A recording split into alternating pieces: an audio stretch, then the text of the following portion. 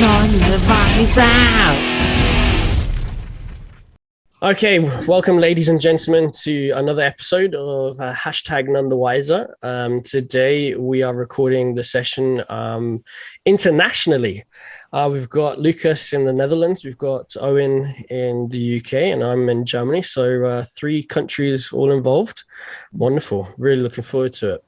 So obviously, to all of our listeners, we encourage you to subscribe right now. And obviously, if you want to watch other podcasts, you can find us on YouTube, Spotify, and Apple Music.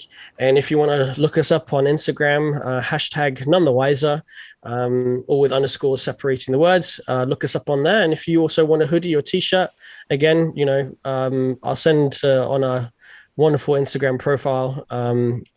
Owen is actually modeling one of our beautiful t-shirts. So you put that on, have you? Not yet. I will though. If that's okay, Oh, go for it. Yeah, why not? And so so just so that everybody's understanding, today we are going to be talking about the very important question of what does it mean to be a man. A very existential question. 3 men here talking about this topic. I think we are somewhat qualified. I think we are men, and we hope to know what it means to be a man, or at least we're trying to figure that out tonight. And some of the main topics we're going to be talking about is obviously self-image. What do we see? How does the expectations around us influence us? And also the big question, am I allowed to be vulnerable in our relationships? But before we get into the heavy stuff, we've asked Lucas to prepare a few warm-up questions for Owen. But before we, Lucas, do the questions, and then Owen, I'll give you the chance to then introduce yourself properly. All right then. Okay. I feel like I need a little jingle. Maybe we should record one someday. Yeah, if any of our viewers have a jingle that they want to send to us, feel free. I'm not going to sing one, I can tell you that. Okay, Owen, yes or no, and then tell me why. Okay. If you clean the vacuum cleaner, do you become the vacuum cleaner? I clean the vacuum. Do I become the vacuum? Well, yes, I suppose. Yeah, because you are cleaning the vacuum. So yeah, absolutely, you become the vacuum cleaner. I'd agree with that. Absolutely, it's only logical. So you become the person, but not the object. Yeah. Okay, good. just testing your sanity right there.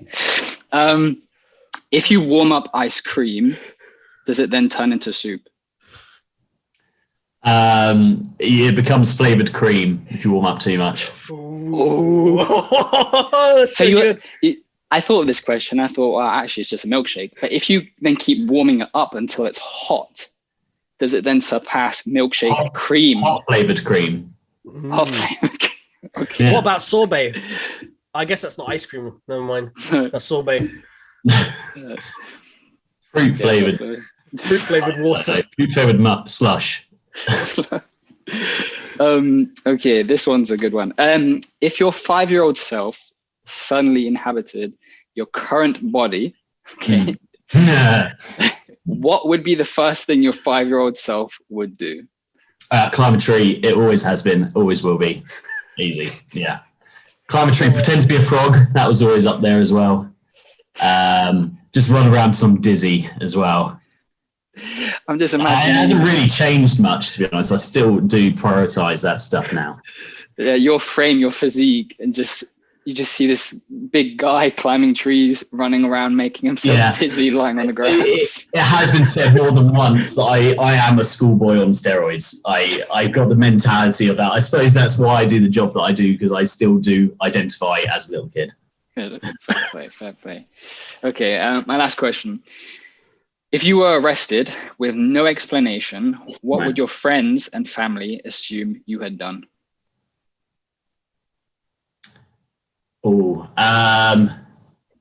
Just being in the wrong place at the wrong time. That happens quite a bit as well. I always get myself in trouble just for being unlucky. So it's I reckon just for being unlucky, really. Okay, so nothing malicious, just bad luck. Yeah, wrong place, wrong time, get myself into trouble. Yeah. Fair play. Yeah. Okay, well then I turn the time over back to Marcus in the studio. Well, thank you very much. Oh man, those are good questions. That's a good one. Thanks, Lucas. Thanks, Owen. So yeah, Owen, tell us a bit about yourself, where you're from, what you're doing at the moment, and what kind of hobbies, family, and so forth do you have? So I'm from rural England in Suffolk, country bumpkin. I am a physiotherapist by trade.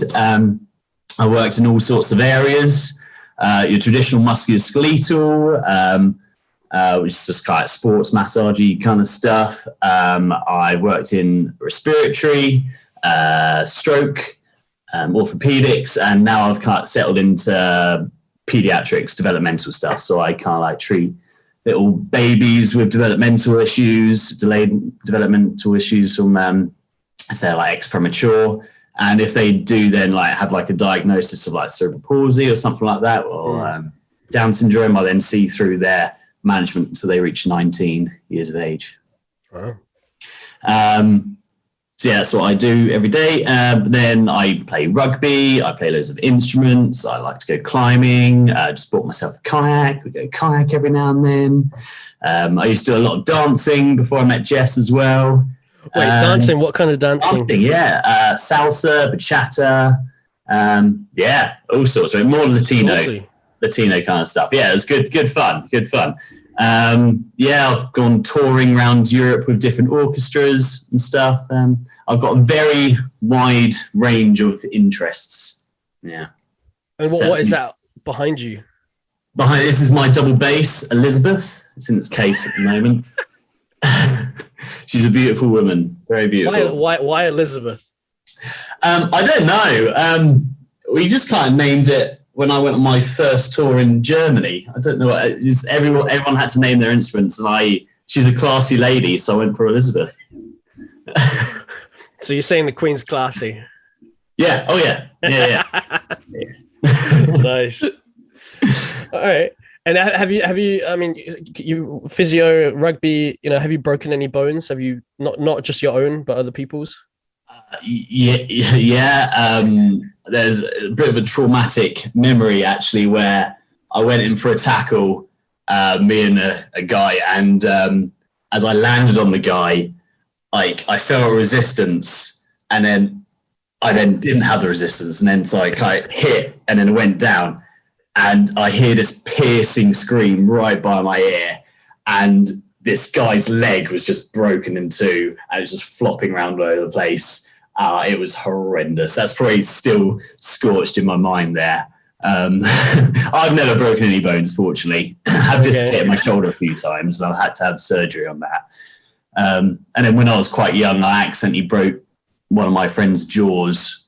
It was his fault, really. He tackled wrong, and then I kneed him in the face. Okay, so it was in rugby. You just it was in rugby. Yeah, no, I didn't just clock him. No. Okay. Yeah, I thought he was just talking too much. Shut up. Yeah, no, he tackled very poorly, and then I broke his jaw. Yeah. It's good fun. It's good fun, rugby. Yeah. I have to say, Lucas is big into football and, watching it. I've never been a big watcher of sports, but I like playing a bit of footy. But I have to say, I really miss just that team spirit that I feel is quite unique to rugby. Oh, yeah, definitely. There's nothing like it. When you've got a good squad, it's good fun. You've got friends for life then. It's good. And I think for some of our listeners who are unfamiliar with the game rugby, it's very, very physical, a lot of tackling, and there's a lot of, it's actually quite a complex sport. There's a lot of rules. There is. That's why there's a whole genre of another rugby called rugby league where it strips rules right back and makes it a lot less complicated. Yeah. Are you union or are you league? When I'm South England, it's union. But when you go up north, so when I was at university, it was rugby league. Yeah. Really? Which one do you prefer?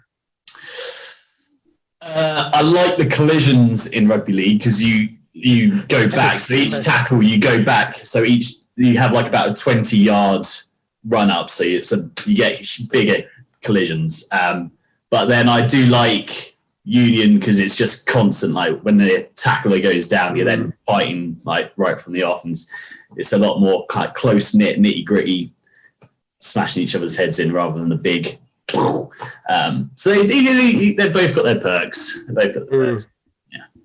Because I mean, and I think that leads us great into our topic today, which is we interviewed your wife Jess last time. And we talked about masculinity, and a lot of it was surrounding toxic masculinity. And in our pre-discussion, we talked about, what our motivation was for today, which was to do the flip side, which is femininity. Now, since we're all gents here, I will say gents consciously, but we hopefully think that we're good men, and that we are at the end of the day men. But that gave me food for thought, which was, well, how do I, when was the point really where I thought, okay, I am now a man, right? Have you guys ever asked yourself that question? Yeah. Because I consider myself a boy until, I don't know when I then started to call myself, I suppose it's when I started to like earn and have responsibilities and stuff. That's when I then probably call myself a man.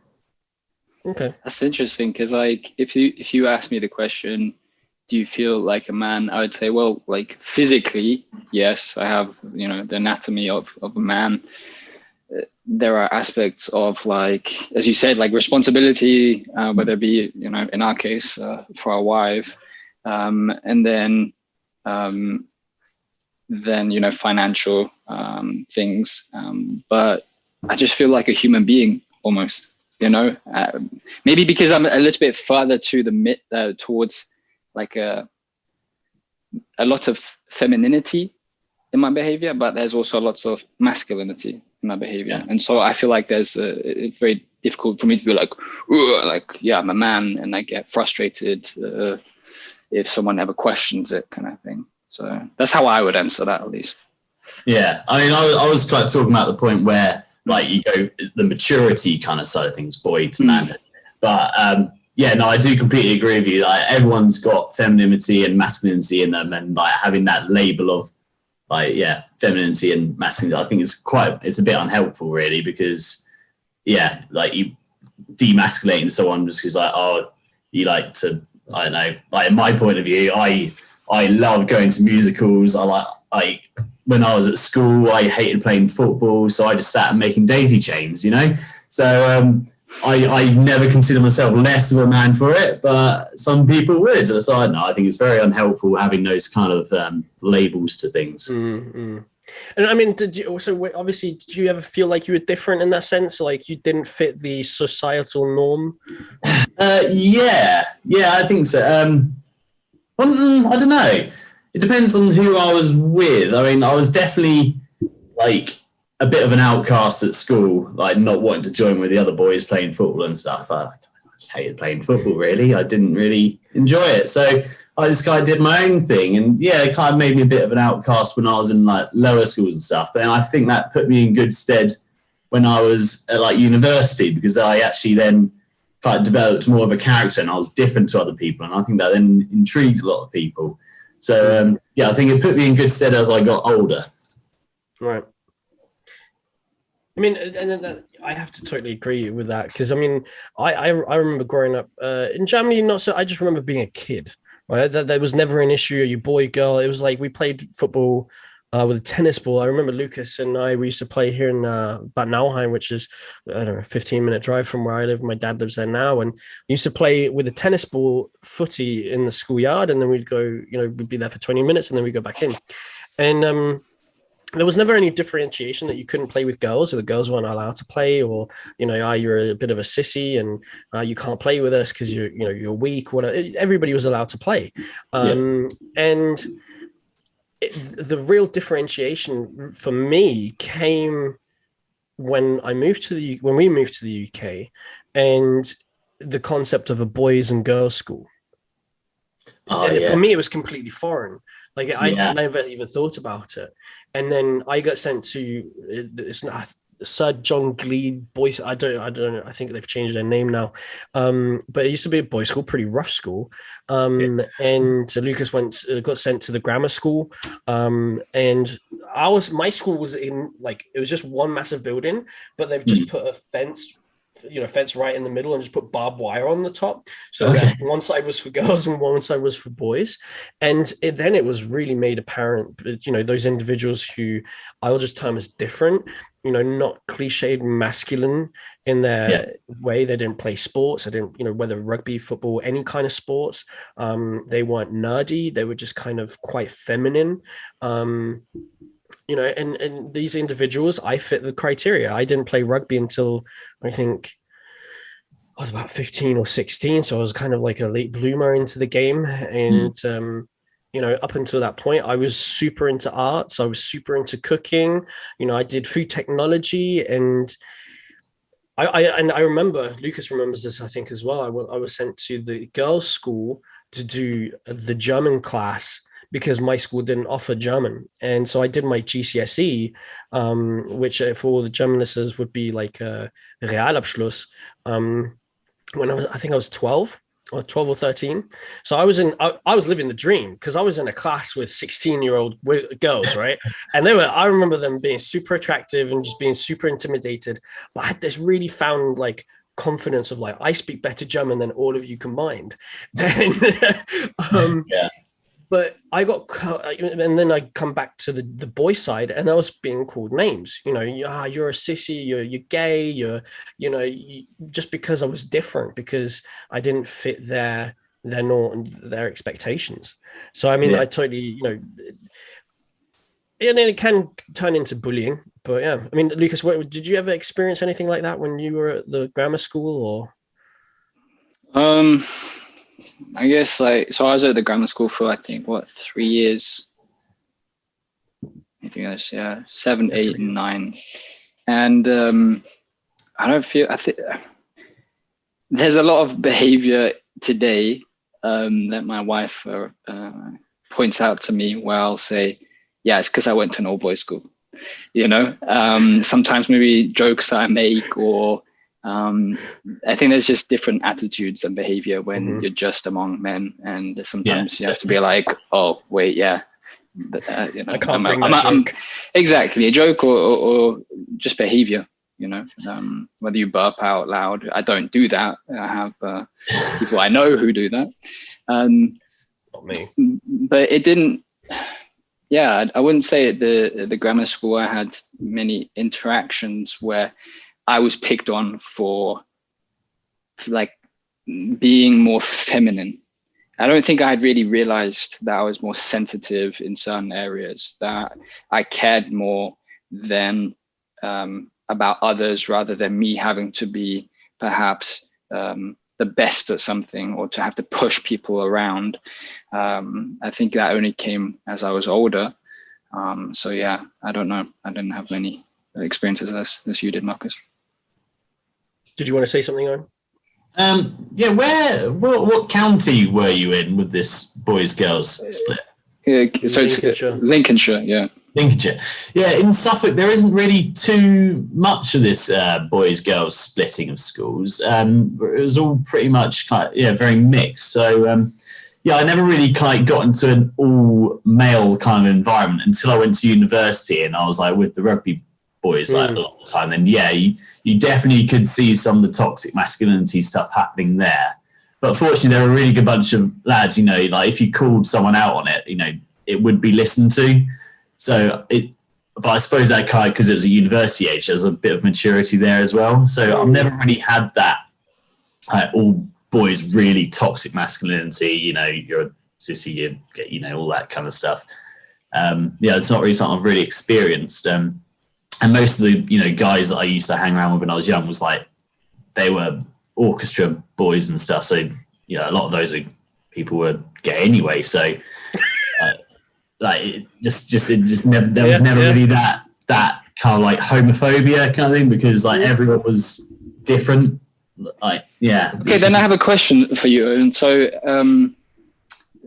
almost, if I've understood it correctly, you haven't had many experiences where you've been ostracized for really maybe like who you are. Yeah, no. Well, so I guess maybe you have had like a few or whatever, but the main question is, do you then think it is still a problem, whether it be in society or that there are individuals that struggle with it, that it kind of exists, right? Because I think a lot of people say, if I haven't seen it, if I haven't felt it, if I haven't, touched it, then it doesn't exist, so it's all just in your head kind of. Oh yeah, no, you can definitely see the problem. And 100% when I was at like high school, primary school kind of era, yes, like it was prevalent. There was that like ostracization of being, different. I did used to get in quite a bit of, fights when I was at school because of it. But no, like the people who I care about and, the people who I felt that I could mix with and identify with, there wasn't any of that ostracization. They were all really, I've been very lucky with my friends. Like everyone very kind of encourages people being different and celebrates it. But yeah, no, I have definitely seen it and heard people at school that definitely do not show the respects to other people that they are due. So when you do see it, you do need to call it out, because otherwise we're just adding to the problem. But we do all make mistakes. So everyone makes mistakes, and like I think as long as we learn from it and we can grow as a person, I think it'll do us good in the long run. But we have to, accept it. If we have made a mistake, have to accept it. Have to own it. Yeah. Yeah. And I totally agree. I mean, that's what one of the things that Lucas also mentioned was like growing up. I was at the boys' school for 5 years, and I remember then going to do my A levels in Germany. That'd be gymnasium. Because we moved town. My mum got remarried. I went from a rough school to like this really nice. The sixth form was in this almost stately home. It was Oliver Cromwell's home, actually. It was like a huge staircase, old house called Hinchenbrook. The school had a lake, and in the summer they would go sailing as a PE class. And I thought, flipping heck, like, we were lucky if we could play football outside. Or didn't get pooped on by pigeons or seagulls during lunch. And here you've got these rolling lawns and people outside with their guitars singing Jason Mraz or Bob Marley. And it was just such a contrast. And because in the old school there was bars everywhere, and this was just a stately home, and it was just such a different experience. On top of that, there were girls in my classes now, so it was just like, what? I don't know how to talk to these people. And that was a big behavioral difference. Now, thankfully, I was brought up by a very kind mum. My dad always said that I should, be kind and respectful to everybody. So that was never an issue. I never was misogynistic towards women or anybody negatively in that sense. But it was a very stark contrast, and some of the jokes did not land. They weren't sexist, They weren't racist, they weren't anything, but they were just maybe of bad flavor, bad taste. A bit rougher. My language, I was effing and jeffing. I mean, to be honest, Lucas knows me well enough to know that I still, swear enough to, fill up a swear jar. But back in the day, it was F that and F this, and because that was a sign of, I'm a man. I'm part of the lads. And it was very. Yeah. It's definitely a postcode lottery kind of thing, because my high school, it wasn't a rough school by any means, but there was definitely a lot more of disrespectfulness towards other people. And then when I went into my sixth form, it was such a completely different school. Like everyone was celebrating anything that was different. Like it was right. Really like picking people up, nurturing school. It really seems a postcode lottery of like what the culture is So just piggybacking off of Marcus's comment about, effing, jeffing, because that's what it means to be a man, right? So as a man, you do those things. Owen, what would you say you have been taught is stereotypically manly? Activities as well as behavior. So not that you have to agree with it, but the things that society has taught you, right? And then I'll follow up with a different question.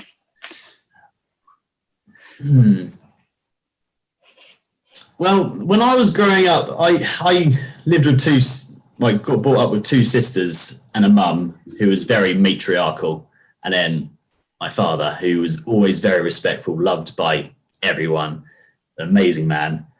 I have never been brought up different to my sisters. I mean, I suppose I may have gotten away with a few more things. I kind of maybe gone out maybe a few more times and my sisters wouldn't have been able to get away with doing. But no, I've never been taught different to my sisters at all. And I suppose that really kind of has built me up to be a very respectful, well-rounded person. So yeah, I don't think I have been brought up as a man kind of thing. I've just been brought up as a human being. If that makes sense. Yeah. Did you ever from school or from TV? I mean, I think about the Power Rangers. The pink, it was always the girl, and the red was always the boy, or the blue was the boy. That kind of. I don't want to get into the whole gender. Yeah. And that's not what we're talking about. But that kind of stereotype where you're being fed that boys had to be tough, right? Or that football was only or rugby is only man's game kind of thing. Yes, I think that probably came with not my friends, but my peer group, the people who are my own age. I probably got that more off. But I think men in this day and age, I think men put more of the idea of having to be tough and stuff on themselves. More than anything else, I think it's more of a or back in the old times, you had, men were expected to be tough, blah, blah, blah, all that kind of stuff. And I think it has probably ingrained somewhat into boys' minds. But in my experience, I've never been taught that you have to be tough. You have to be, boys shouldn't cry kind of thing. I think that's an expectation that I've put on myself. Right. Okay. But as I have grown older and I have matured a lot more emotionally, I have realized that, no, that's not correct. You can show a vulnerable side. And it shows emotional maturity to bring out that vulnerable side, to get communication going. I've never, but I think I'm probably different to a lot of other guys. Okay, how would you? And let's say for this, someone listening who may struggle with not feeling man enough. What advice would you give that individual to find some peace? I put it that way, some serenity, because and obviously it depends on where that source of maybe insecurity comes from, but what are some things that you would impart with that person? So, well, that's always a massive question, because if you found the secret of people being able to live without any self-deprecation or any reducing their confidence and stuff, then you'll be an amazing person if you can just dispel all that. You just got to try and just find a way to be able to accept yourself. And I've gone through the transition. I still do sometimes have times where I aren't confident and I hate myself, self-deprecation. And I know you just got to find a way that, all these expectations and this pressure that you put on yourself, it's you that's putting the pressure on yourself. When you just kind of set yourself free and be who you want to be and don't worry about anything else, then that's when you start to enjoy life a lot more. And that's when you start to make, real friends, real connections, because people who make you feel bad for who you are, they're not really your friends. And you know that. Amen. Yeah. So once you dispel that, once you can get past that, and it will take time, and you know, a lot of hard work to get past those inhibitions in your own head. Yeah, that's when you can start to really enjoy life, and yeah, you make those really amazing relationships and connections. Make you I like a lot of what you said, especially. I always come back to. I don't want to say it's the root of a lot of problems, but it sometimes is, which is low self-esteem, right? Or having a healthy sense of esteem, the way that you view yourself, and expectations are huge in that, right? Whether, you know, as a kid, you've been told your whole life, you know, don't even bother going to university, you're stupid. You know, if you keep hearing that, then that's how you identify yourself. Right. Absolutely.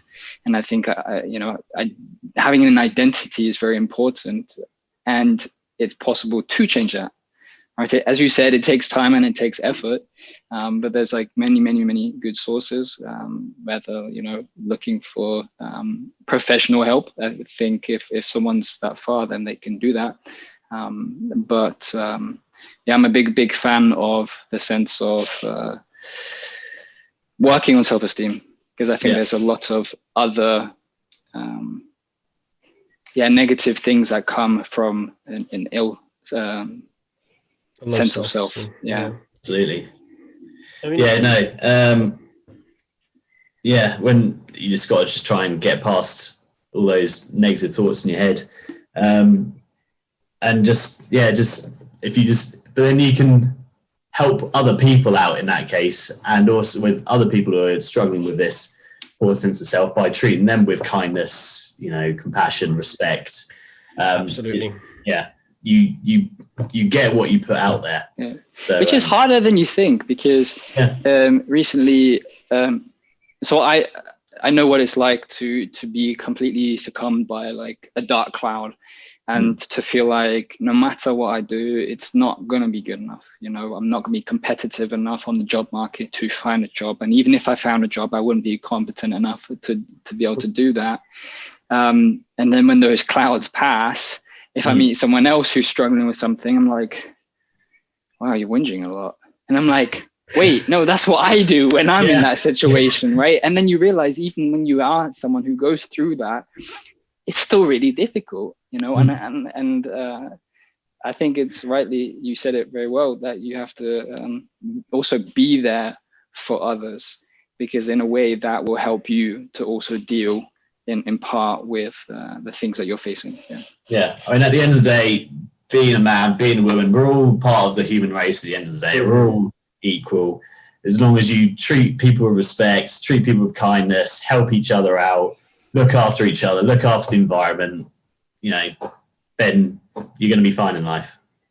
And I think absolutely, I totally, you know, if that's one message, I mean, you know, that would be a great way to finish the podcast right now with that message, because I think that is such an integral part of something that I've been, you know, witnessing. I've been working for the same company for the last 9 years, and it's just been interesting to see how people treat each other in a very corporate, industrial area, you know, where it is kind of a little bit a dog eat dog situation, and you know, what's in it for me kind of mentality, and it is a very much male driven, dominant. That's the whole conversation itself. Don't get me started. Capitalism.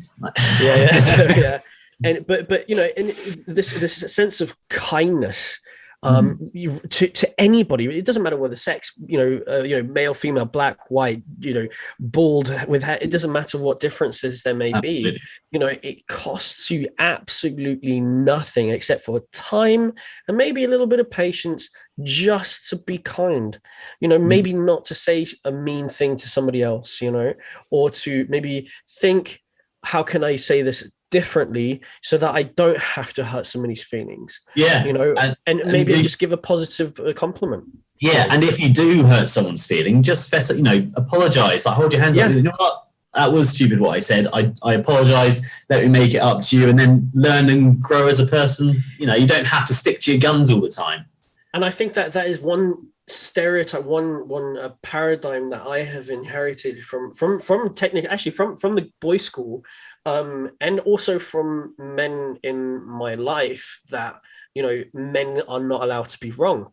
And I think that is one of the most toxic things that could be passed on to any individual, right? That to say that you are infallible, that you are incapable of making a mistake, right? And you might know that you've made a mistake, but to show, because it's then termed as weakness, right? Yeah. And I just think I've been playing Assassin's Creed Valhalla, and that's, it's all Vikings. It's such a good game, but it's a very brutal game. But it also follows this very, very, very masculine. What does it mean to be a man? And that's what kind of one of the things that's been fueling these thoughts is, if I was a Viking, I'd fit in pretty easily. But then when I'm listening to some of the dialogue, I'm thinking, I don't agree with this. Why can't you just be nice to this person? Or why do you have to be so cruel? Or why do you have to be constantly right? Well, back then, you can't hold ourselves now to what we were back then, because no, of course, there was warring factions all the time. Like, men had to be tough. Men had, because men had to go off and fight all the time, and make these difficult decisions and stuff. But we're not in that age anymore. We're in an age of equality and progress. Exactly. Enlightenment. So, we have to hold ourselves to a much higher account now. I like that. It's almost, just if I just to see it, is the fact of not letting your past define your future or even your present, right? Maybe just because there are differences between being male and being female, that shouldn't define who we are, right? That polarization. And I think more recently, especially politically, polarization, at least that I've experienced, maybe it's just because I'm getting older and I actually read the news, it becomes a way big thing, whether it be the politics, or whether it be even the basic discussion or debate argument of which is better, Mac or Windows. Right. That people go crazy for that. And I think we have to be careful not to say you're only a man if not, then you're the other thing, right? There's such a big scale in between. Life is not just black and white. Labels are just ridiculous. I mean, I believe, even coming away from masculine and femininity, if we look at sexuality, I do believe that we're all on a spectrum, heterosexuality, homosexuality, and everything in between. Labels are just ridiculous. You're on a spectrum. You probably consider yourself heterosexual because you're one direction, or you're homosexual because you're the other direction. But there's that grey area. There probably is a man out there maybe who I might fall in love with, or something like that, or there's someone who class themselves as gay, and they might find a person of the opposite sex they might fall in love with. It's the same thing. When you come to masculine femininity, there's these labels are just ridiculous, and it puts up barriers, and it just needs knocking down. And I totally agree. And unfortunately, I cannot remember the book. I think it is Factfulness from Hans Rosling, in which he says that, labels are all good, and they help. We need labels to help us make sense of the world, right? We create these drawers inside of our minds, and we put people into these drawers. He says one of the worst things that we can then do is lock those drawers and say that they are non-fluid, in the sense we can't change our perception of people, right? Once I've made up my mind, I'm prejudiced against this individual based on some banal archetypal thing that has been given to me by society to define this individual, whereas I should just define that individual based on my interaction with this person. And I think if we do treat people with kindness, respect, and look at people through that lens, these labels start to actually dissipate. They have their function, but at the end of the day, how can you I could not put a label on a friendship such as or brother, the relationship I have with my brother, or the friendship that I have with you or with Jess. I just couldn't do it. It would feel limiting. Yeah. Right. And it just seems so strange. But you mentioned two things which I really want to talk about, which I think I love. I really when you said it just kind of struck a real nerve, which was right at the beginning. You talked about what does it mean to be a man, taking on a certain sense of responsibility, and then you said to hold ourselves to a higher accountability. And I think that is one thing that if any man is listening to this, or any woman who has a man in her life, or anything in between, if you have that individual in your life, or if you are that individual yourself, hold yourself to a high accountability. Now, I'm not saying to be perfectionistic. I don't want people to start, beating themselves up about things, but in the sense, hold yourself to that accountability that you are accountable to be kind to people. No one else is going to tell you to be like this. But and when if you do mess up, that's okay. Learn from it, apologize, right? Learn, grow. Growth, exactly. Yeah. And and the other topic was responsibility. What do you mean with responsibility? Could you explain a bit more about that? Repeat the question, sorry. Responsibility, as in like that's part of being a man, taking on responsibility. I suppose I did say it as part of being a man. I suppose it's more an act, like an act of maturity, really. Right. Okay. Because I meant to it as a boyhood to manhood. Manhood. Or it could even be girl to womanhood. You then take on responsibility. Exactly. It's getting into adulthood, really. Because back in the old days, it used to be, men were the providers, were the protectors, whatever. But nowadays, everything's a lot more equal, and it should just be to be a good person. In the old days, it used to be that, to protect and to look after, your own. It used to be to go and hunt. It used to be to go and fight or whatever. But now it kind of now transposes to being protective and, all that stuff is now to be kind and to look after. That is being protective. Nurture. To be kind, exactly. To be kind and respectful, it is to look after, and that is to protect. And so really we are doing the same job back then by being kind and stuff. It's just in a more progressive way. It's kind of interesting because if you think of, as you said, back in the old days, the physical risk or the physical threat is the better word, to your family, it still exists in part in this world. It depends obviously where you live, and even if you live in developed countries, it depends what town or city you live in and which part. But it's almost more of a mental threat, right? Almost nowadays, right? Where those that you love, they go out to work, they go out to school, and they get attacked, for whoever they may be, whether it be skin, whether it be race, whether it be sexual orientation or whatever. And then they come back home, right? And creating that safe environment, being able to kind of protect in that way and say, this is our fortress, right? And this is a place where we don't attack each other. This is a place where we love each other.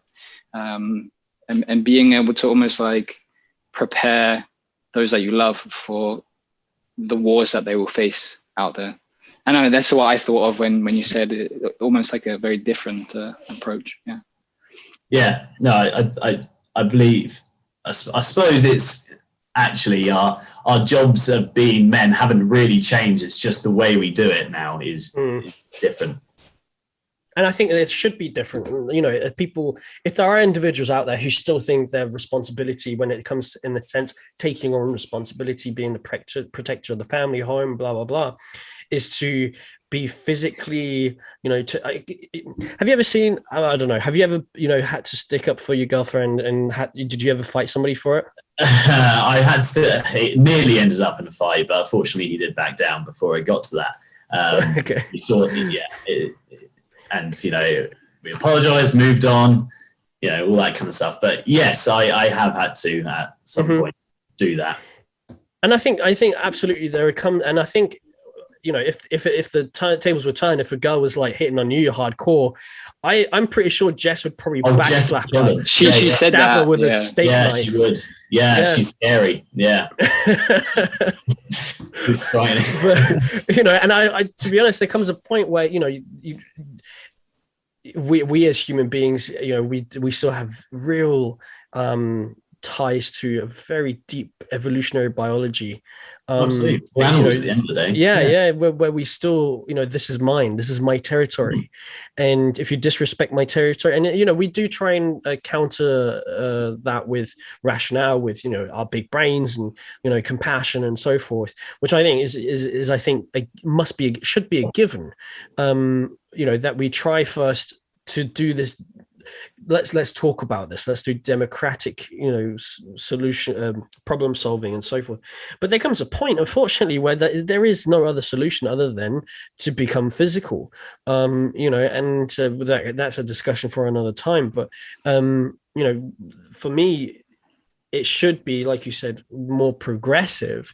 That shouldn't be the given that as soon as, let's say, a guy looks at your wife in the wrong way, that you suddenly just punch him, right? That's an automatic response. That shouldn't be the given. But unfortunately, there are people out there who still think it is totally acceptable to, without warning, without discussion, without, actually having some form of communication, just attack you.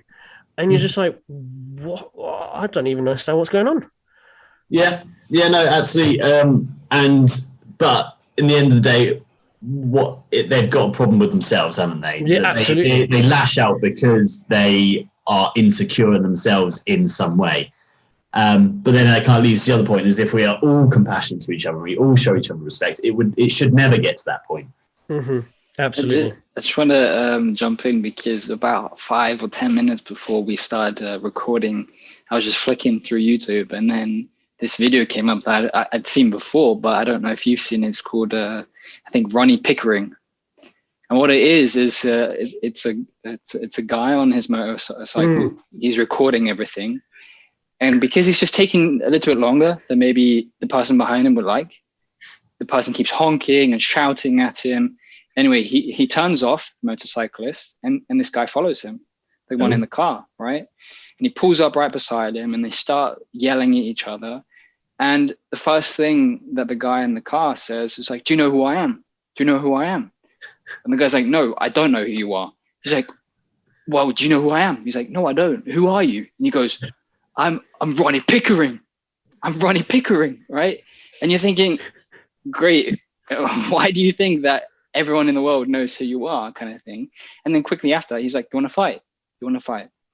Right? And then, it made me laugh a lot, but then at the end of the day, you kind of feel sad, because someone's stuck in that ideology of, that is how I settle disputes. That is how I define myself, is to be physically active. I'll finish off with a question for you, Owen. If you think of celebrities and I say, who is the definition of man? Who do you think of? Hugh Jackman. Oh, I was thinking of him too. Hugh Jackman. I mean, he loves musicals. He's an absolute badass. He's jacked, and he loves to sing and stuff and dance. He's awesome. He's the complete package. You're just the British version.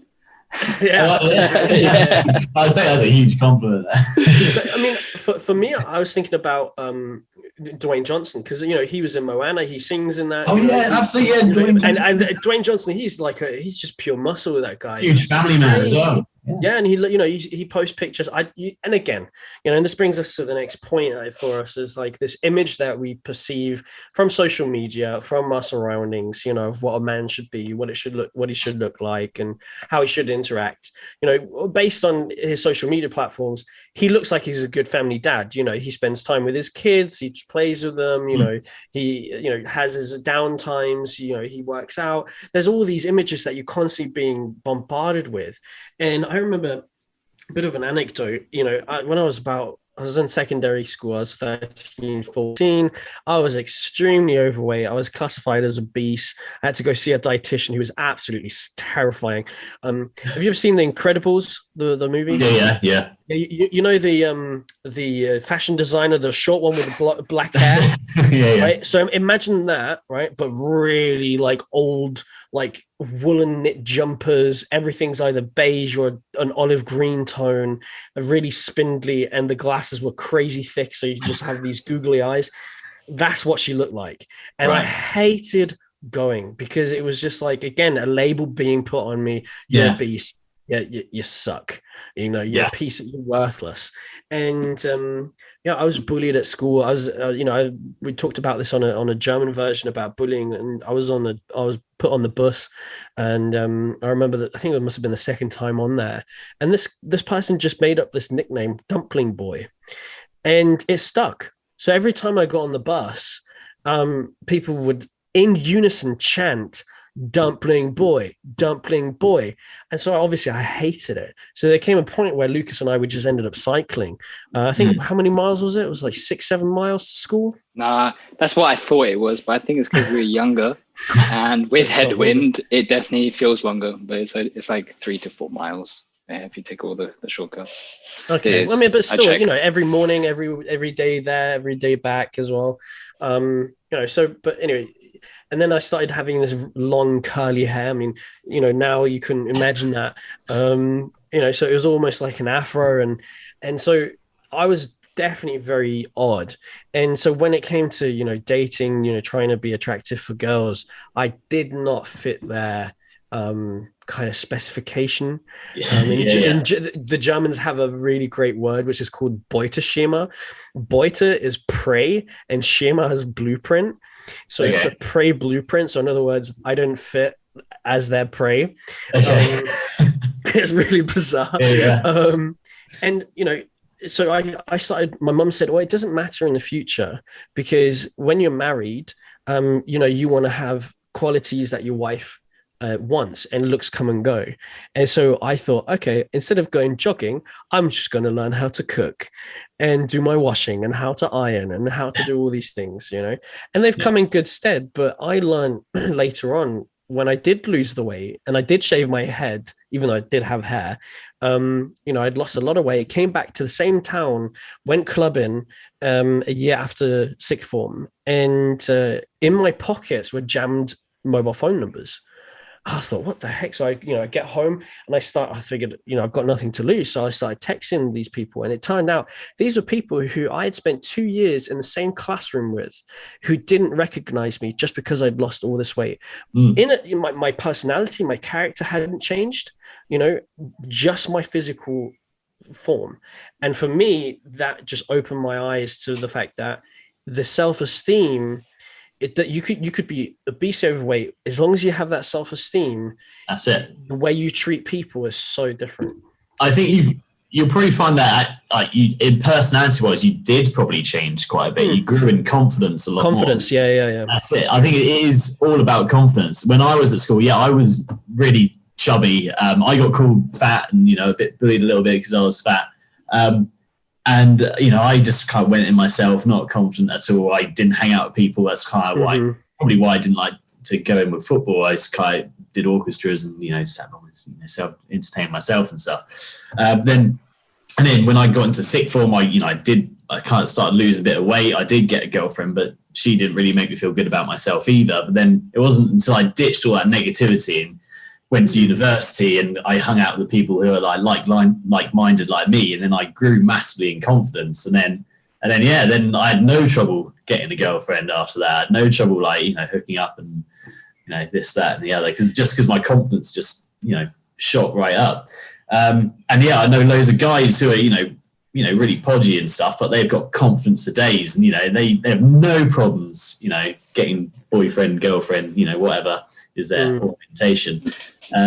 Just because of confidence. So it's trying to get that balance. Yeah, fine. It might be because you need to lose weight and stuff, but you probably find that you're not confident because you've got this weight, and then when you lose the weight, you are confident. But then even then, if you have got weight and you find a way to get past that and love yourself for who you are and have that confidence, you then find that, you get treated massively differently just because of that. Absolutely. I think I don't know even if this is the right word, the epitome, does that mean like the ideal kind of thing? Like, the top of that in the celebrity world I can think of is Jack Black.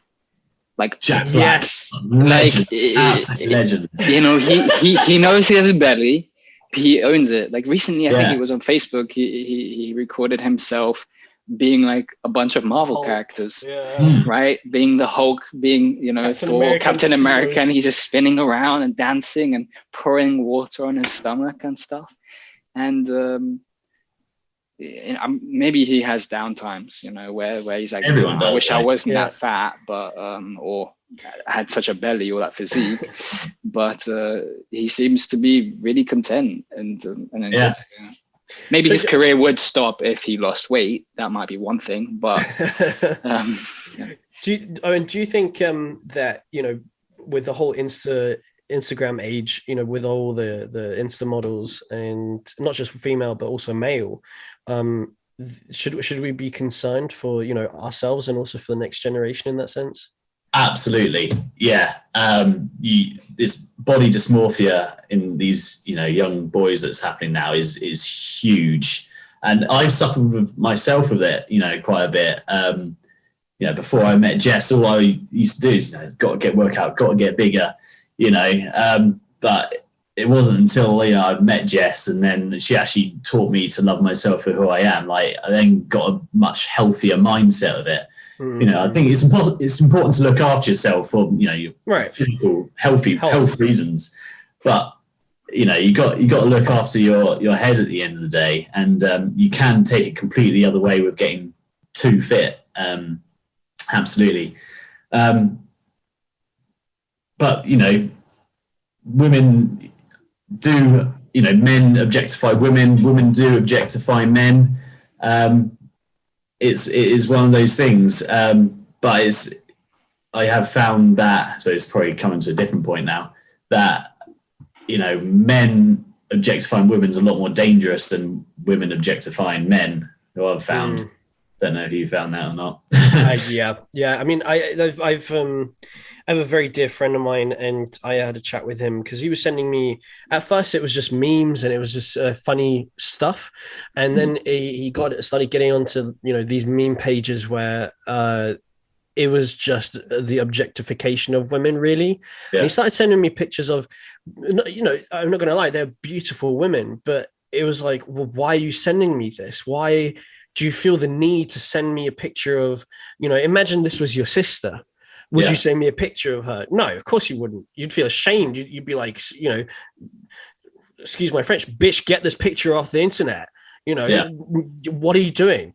And I told him, I said, look, mate, I'm all for laughs and giggles and having a good time, but there comes a line that you just don't cross, because as soon as you cross that line, and it's because it started getting progressively worse and worse, really quite aggressive almost. Absolutely. It was crazy.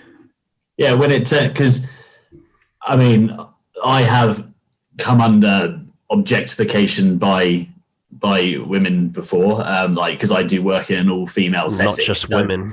It does happen, but I have never feared for my safety around them. Like, I've never been scared to go into a room on my own because I would be sexually assaulted. I've never walked down the street with a load of women thinking that I might be sexually assaulted, and that's just not the case for women. Women do feel that fear because men just seem to take it too far and do the sexual, actually sexually assault people. So objectification happens both sides, but it happens a lot more. The severity, but sorry, I can't deviate from the point. But I think that is something that, and we talked about this on the feminism episode. It was in German, and I just want to reiterate that because it is something that is even more prevalent, and I think it's unfortunately not going to decrease with the internet. We as men, again, have to hold ourselves to a much higher accountability. I was talking to a good friend of mine, beautiful woman. She has probably the most beautiful eyes I have ever seen on a human being.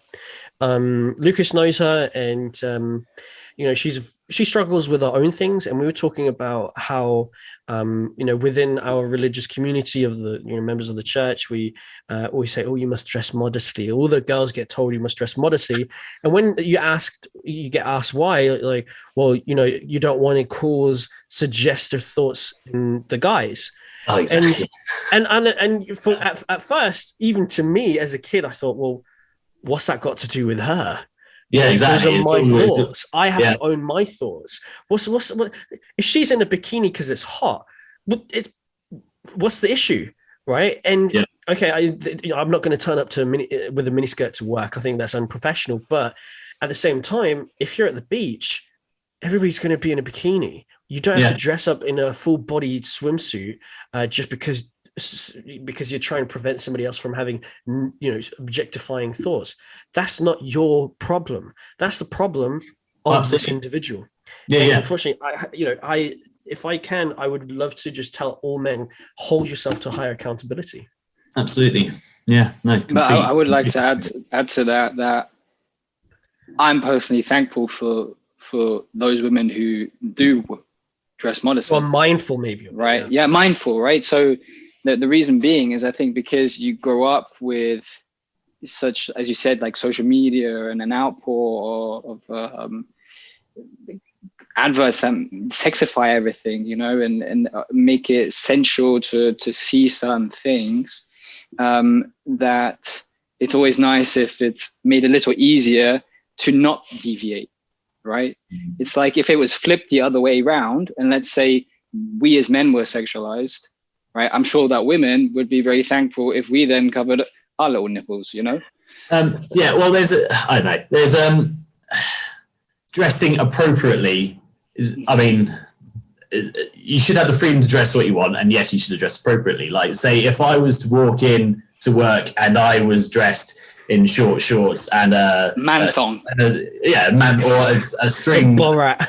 One of those kind of string vests that just thing. They'd say, what are you doing? Go back and get changed. I think that should encompass everyone in that sense. But like having this whole skirt should only come up to the, I don't know, just above the knee or whatever. I do think that is a bit oppressive. Like, you should dress how you want. As long as it's appropriate in the setting that you're in, dress what you like. Yep. I totally agree. Yeah.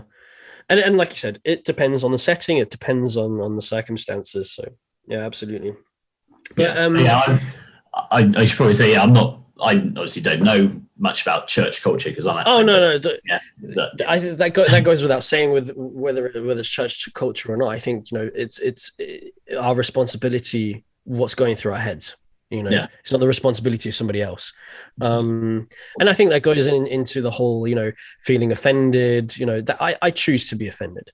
If you do, like, I choose to take something personal. Lucas knows that I take very few things personal. If somebody... frustrating sometimes. Yeah, it's frustrating. I will get frustrated, be like, oh, this is an inconvenience, but I'm not going to hold it against somebody. I'm not going to be, what's nachtragend again? Resentful, thank you. I'm not going to be resentful of somebody for saying something. I'm just going to be like, okay, well, that was your choice, and I'm going to choose not to react to it, right? And I think that to lack for a better phrase, to be the bigger man. Yeah.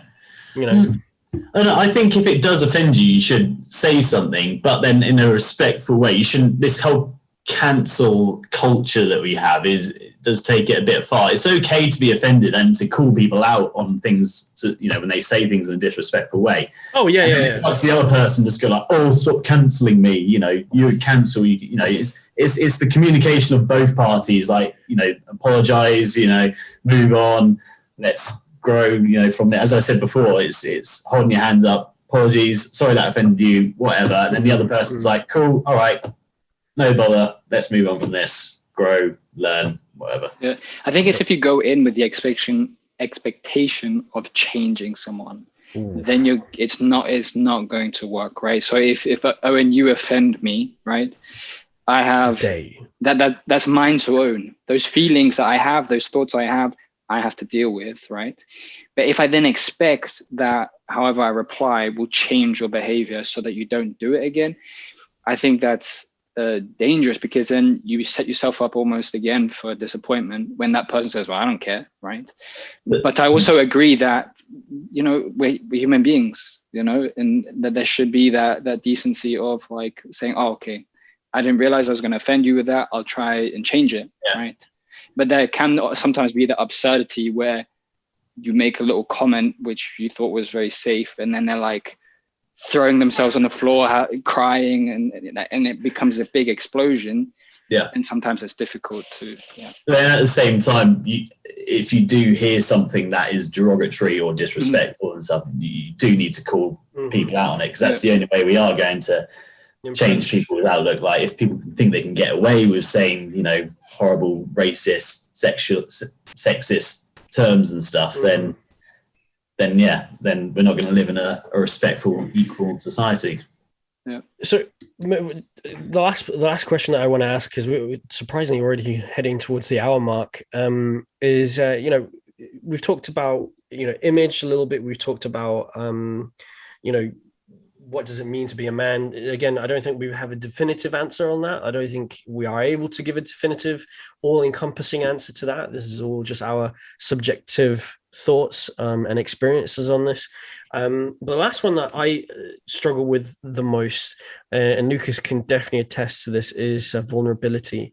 And specifically in relationships, and I'm going to say romantic relationships, how has that, or the paradigms, the archetypes that you've been given, how has that affected your relationships positively or negatively? Negatively, so in my past relationships before Jess, I didn't ever used to share my feel. I didn't used to get vulnerable, because it was more because I never got taught how to communicate my feelings. Wasn't educated in how I can be vulnerable and show my vulnerability.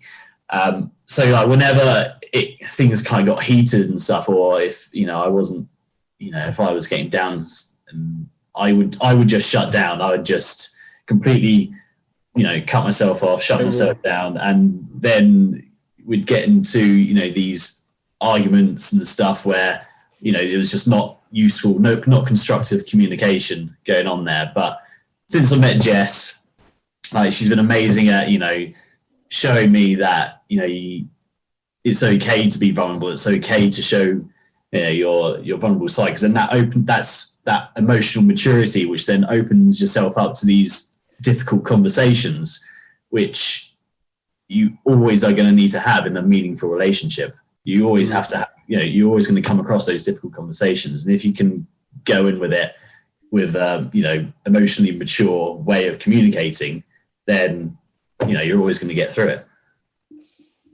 Can I sneak in a question, Marcus? Is that okay? Yeah, go ahead. Yeah. What about vulnerability as a man, especially emotionally, when in a group of men? With your mates,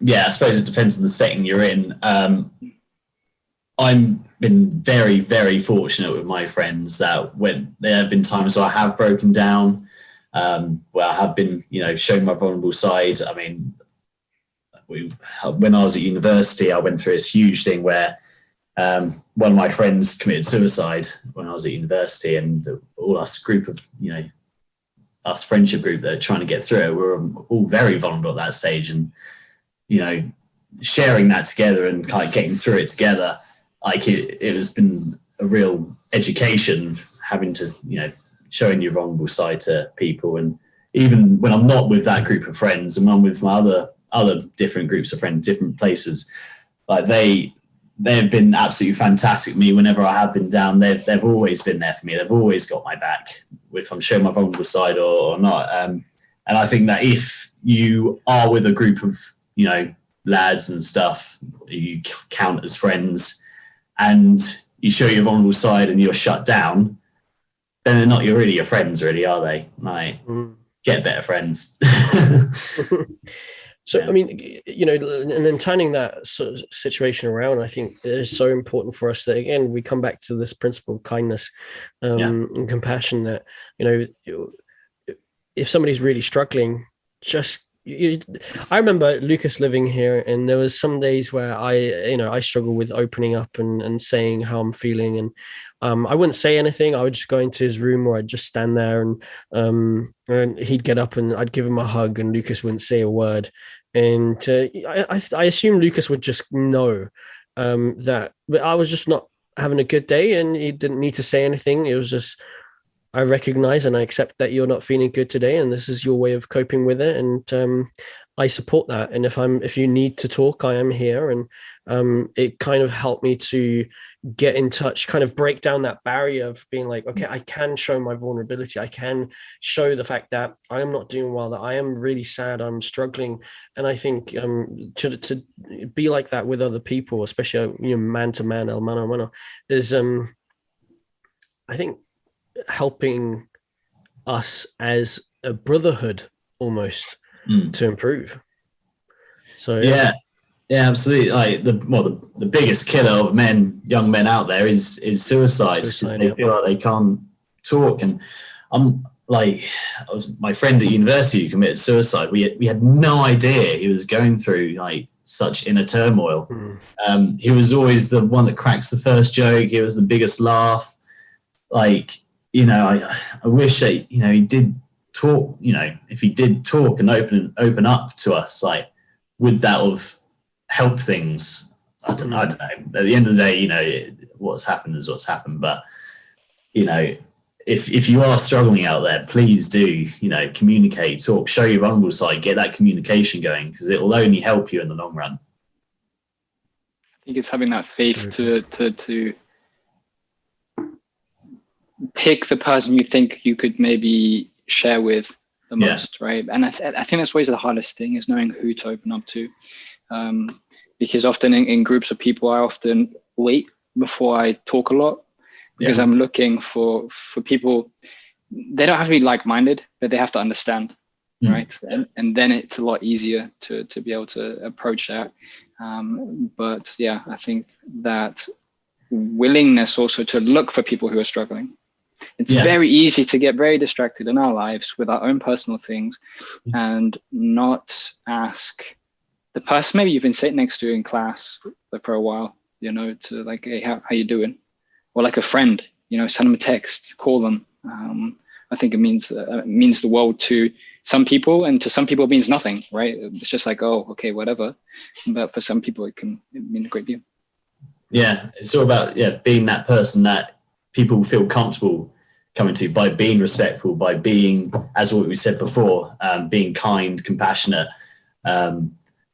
It's our job as human beings now, you know, that we all must help each other out, and you need to be able to create that catalyst.